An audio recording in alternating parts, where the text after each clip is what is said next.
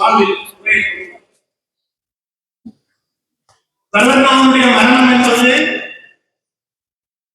கௌரி அல்லது கௌரவத்துக்கு மட்டுமல்ல, அவருடைய ரத்த உறவுகளுக்கு மட்டுமல்ல, நாம் சார்ந்த சமூகத்துக்கு நாம் மிகப்பெரிய இழப்பு, வீடு செய்ய முடியாத இழப்பு.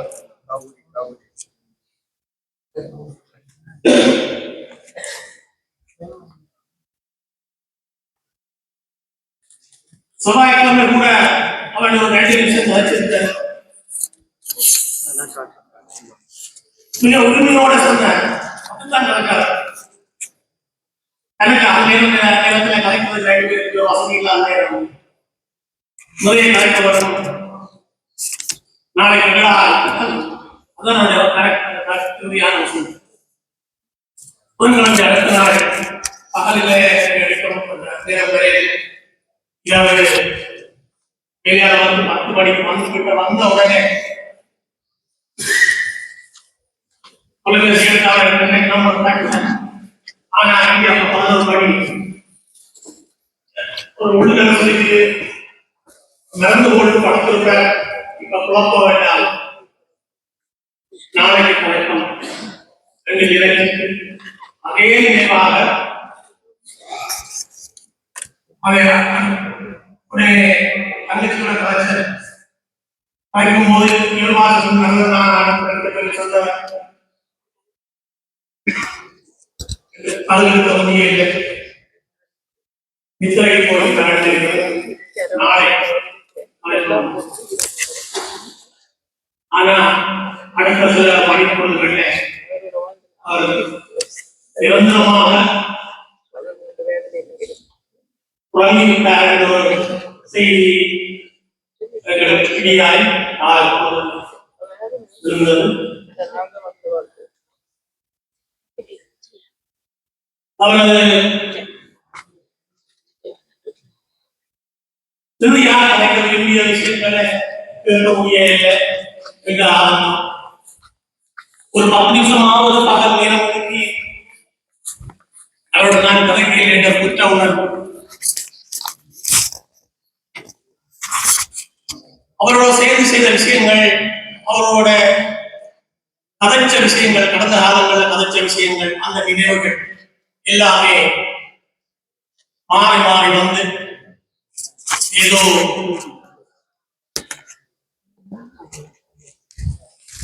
இதே கூட்டுக்குள்ள கைய வச்சு இதயத்தை பிடிச்சு செஞ்சது போல மாதிரியான உணர்வு. கடந்த ஒரு வார காலமாக நான் பலருக்கு இயல்பாக தூங்க முடியல, இயல்பாக வேலை செய்ய முடியல. சில நேரங்களில் வாகன ஓடிப்பட்டு போற போது ரெட் லைட் கிரீன் லைட் பெறுவது தெரியல. உண்மை நீங்கள் எல்லோரும் என்னுடைய இயல்பான வாழ்க்கை பாதிச்சு அவன் எனக்கு ஒரு 7 வயசு மூத்தவர்.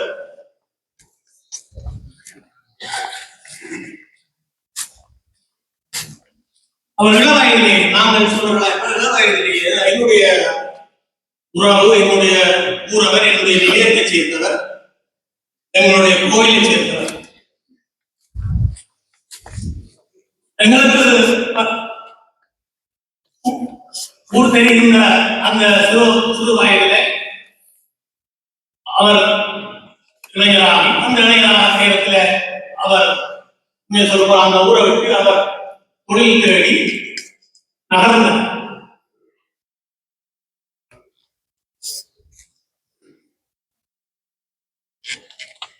ஆனா ஊர்ல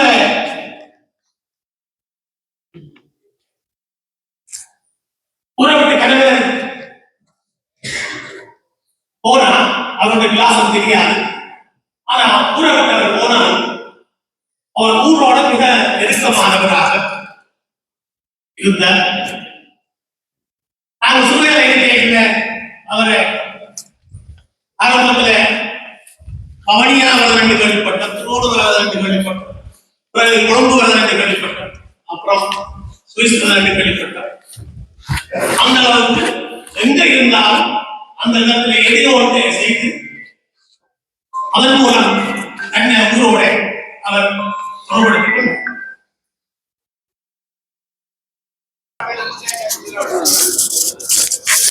வணக்கம் உறவுகளே. இன்றைக்கு உங்களுக்கு நான் முதல் அறிவிச்சிருப்பேன் தெரியும். இன்றைக்கு வரதன் அந்த இறுதி கிரியையில் வந்திருக்கிறோம். அந்த இறுதி நிகழ்வுகளையும் இப்பொழுது நீங்கள் பார்த்து தெரிஞ்சு கொள்ளலாம். இந்த சுவிட்சர்லாந்து மண்ணிலே அவருடைய பயணம் என்ன மாதிரி என்று நீங்கள் அறிந்திருப்பீர்கள். வடமராட்சி மண்ணிலே பிறந்து தொழில் நிமித்தமாக கொழும்புக்கு இடம்பெயர்ந்து கொழும்பிலிருந்து அடுத்த கட்ட நடவடிக்கைக்காக சுவிட்சர்லாந்துக்கு புலம்பெயர்ந்து சுவிட்சர்லாந்து மண்ணிலே பல மக்களின் மனங்களை கொள்ளை கொண்ட வேலா கிரெடிட் சுவிஸ் வேலா வரதன் என்று செல்லமாக அழைக்கப்படும் வரதண்ணாவுடைய நிகழ்வுதான் என்று நடைபெற்று கொண்டிருக்கின்றது. அவர் மக்களை எப்படி சம்பாதிச்சிருக்கின்றார், அவர் எப்படி இவ்வளவு மக்களையும் பல்லாயிரக்கணக்கான மக்களையும் சம்பாதித்தார் என்று நாங்கள் அடுத்த காணொலியூடாக காணுவோம். இப்பொழுது அவருடைய இறுதி நிகழ்வுகளை கண்டு நீங்களும் தெரிஞ்சு கொள்ளும்.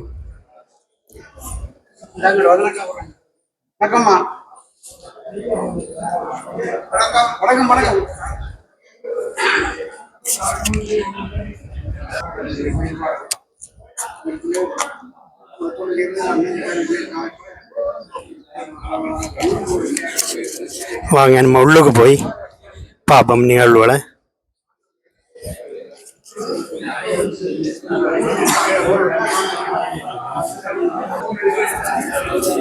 உள்ளுக்கு வந்துட்டோம்.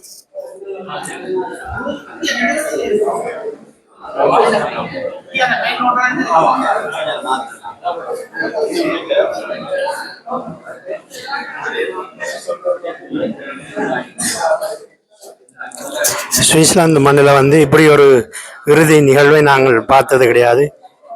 எத்தனையோ ஆயிரக்கணக்கான மக்களின் மனதை வென்றவர் இந்த வேலா வரதன். நீங்கள் பார்க்கலே தெரியும் பாருங்க, அவருடைய புகழும் அவருடைய குணம் மனமும்.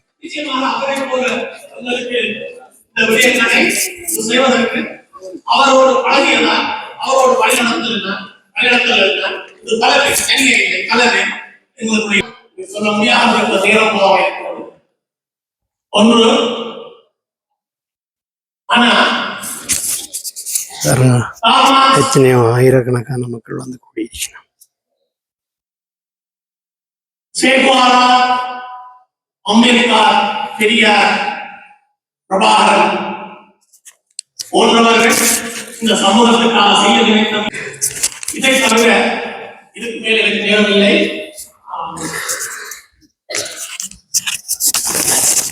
மரணம் வாழ்வின் ஒரு அங்கம்தான். அவருடைய மரணம் எங்களுக்கு இடியாக இருந்தாலும் கூட அதை நாங்கள் ஏற்றுக்கொள்ள முடியாவிட்டாலும் தீரளிக்க வேண்டியவர்களாக இருக்கிறோம். வானுயர்ந்த கட்டங்களுக்குள்ளே எங்கே ஒரு மூலையில் இருக்கின்ற சுடுகாடு நகர மக்கள் அனைவரையும் எவ்வாறு உருவாக்கிக் கொள்கின்றதோ அதே போல இந்த வரதண்ணாவையும் இந்த சிறிய சுடுகாடு தன்னை உள்வாங்கி பத்திரப்படுத்திக் கொள்கின்றது. இது வாழ்வின் நித்திரதனம் என்று எங்களை அவதிப்படுத்த விரும்புகின்றோம். நமது கண்ணீர் அஞ்சலிகளை அவருக்கு காணிக்கையாக காத்துகின்றோம். இந்த நேரத்தில்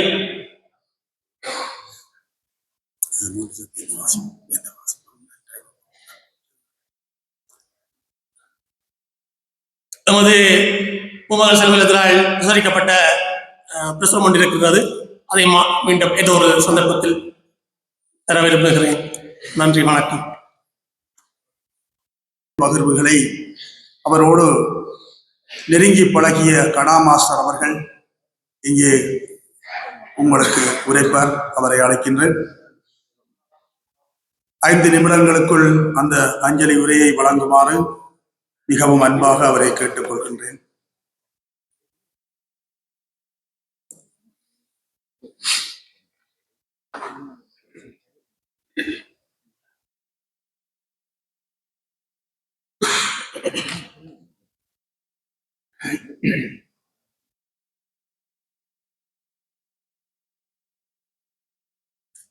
இந்த இரங்கல் வைபவத்திலே கலந்து கொண்டிருக்கின்ற அனைவருக்கும் வணக்கம்.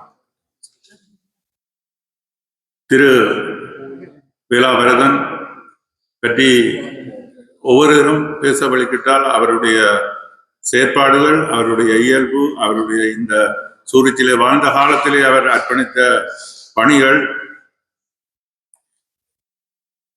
இவை எல்லாத்தையும் பேசுறதுக்கு நேரம் காணாது. உண்மையாக இவரை நான் முதலாவது சந்தித்த இடம் மில்டரி ஸ்டாஸ் 84 ஒரு கடை. நான் அந்த கடைக்குள்ள புகுந்த பொழுது அவர் என்னை எவ்விடம் ஊர் எதென்று கேட்டு என்னோட நல்லா பழகினார். அதுக்கு பிறகு அவருக்கு எனக்கும் தர்க்கங்கள் கூட வரும். ஆனா அடுத்த கிழமை அவர் டெலிபோனுக்குள்ள அடிச்சு இது நடந்தது கேள்விப்பட்டீங்களா, இந்த கலை நிகழ்ச்சிக்கு போனீங்களான்ட்டெல்லாம் நல்லா விசாரிப்பேன். இப்ப நான் சொல்லுகின்ற இந்த பழைய நினைவுகள் எல்லாம் உங்களுக்கு தேவைதானான்ற ஒரு கேள்வியும் இருக்கின்றது. இப்ப ஊர் சார்ந்த சில செயற்பாடுகள் சொன்னார்கள், அவர் சேவைகள் சொன்னார்கள். இது சொல்லித்தான் உங்களுக்கு தெரியணும் இல்லை.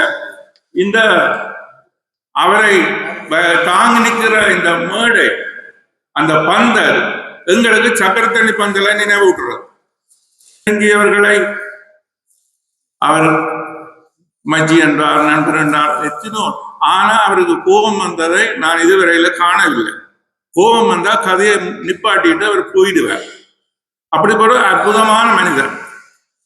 பெரிய கல்விமான் என்று சொல்லாட்டியும் அவ்வளவு கல்வி அறிவும் அவருடைய உள்ளடக்கப்பட்டிருந்தார்.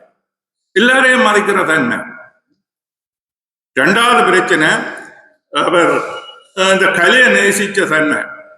28/1/24 பேர்னில ஒரு நடந்த நிகழ்ச்சிக்கு நான் அறியக்கூடியதா இருந்தார்.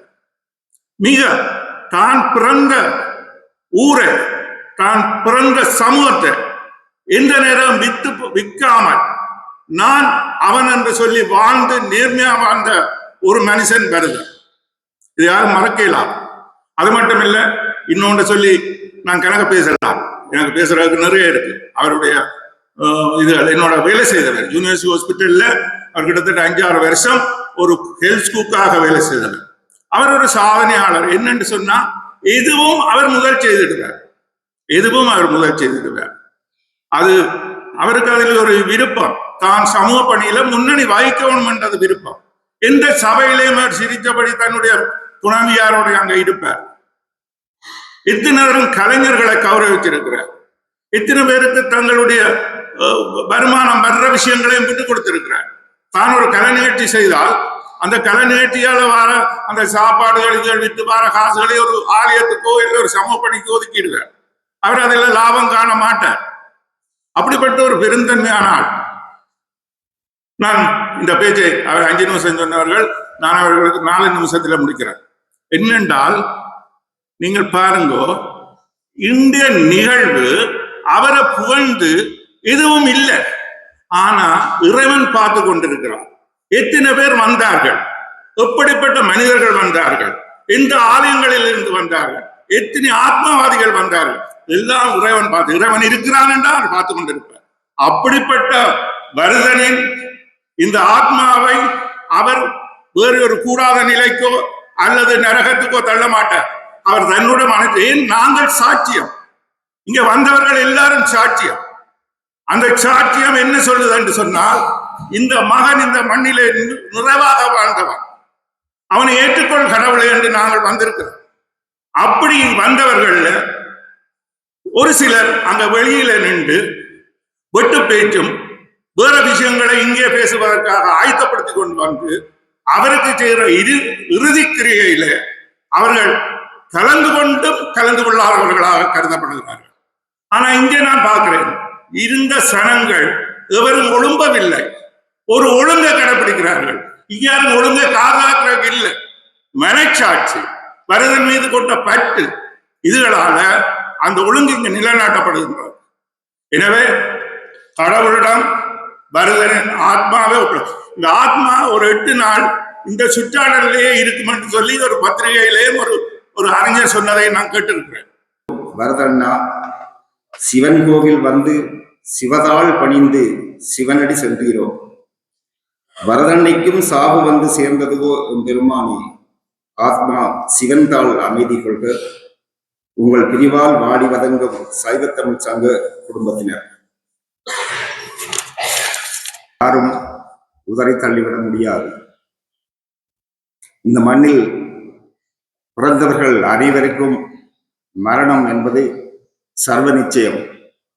ஆனால் எப்பொழுது என்று தெரியாததால் தான் நாங்கள் எல்லாம் ஏதோ ஒரு வகையில் எங்கள் வாழ்க்கையை ஓட்டிக் கொண்டிருக்கின்றோம்.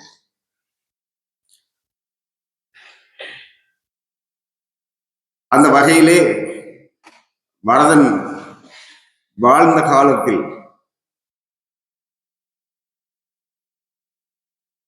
அவருடைய நண்பர் ஒருவர் முகநூலிலே ஒரு வரியை பதிவு செய்திருந்தார். அதை படித்தேன். வரதன் காணாத தோல்விகளும் இல்லை, அவர் எட்டாத வெற்றிகளும் இல்லை என்று. அதுதான் வாழ்வு.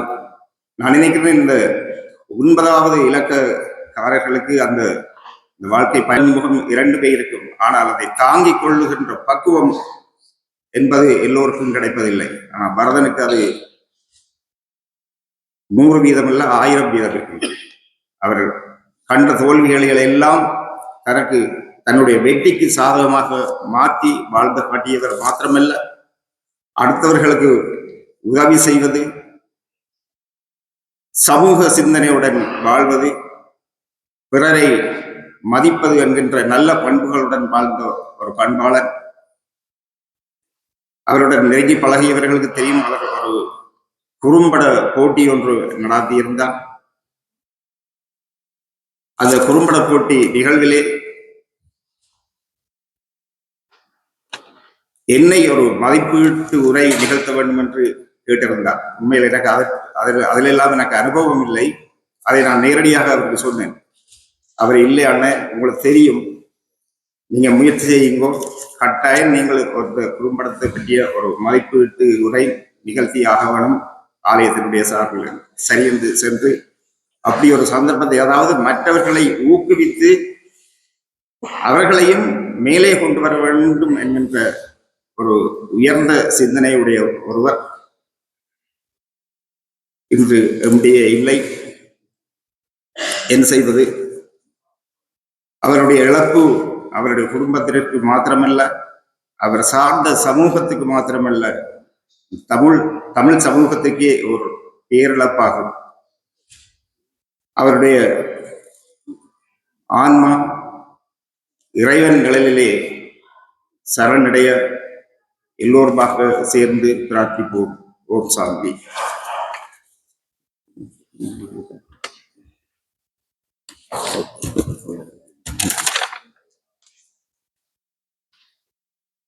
அடுத்ததாக அரசியல் முருகன் ஆலயம் சார்பாக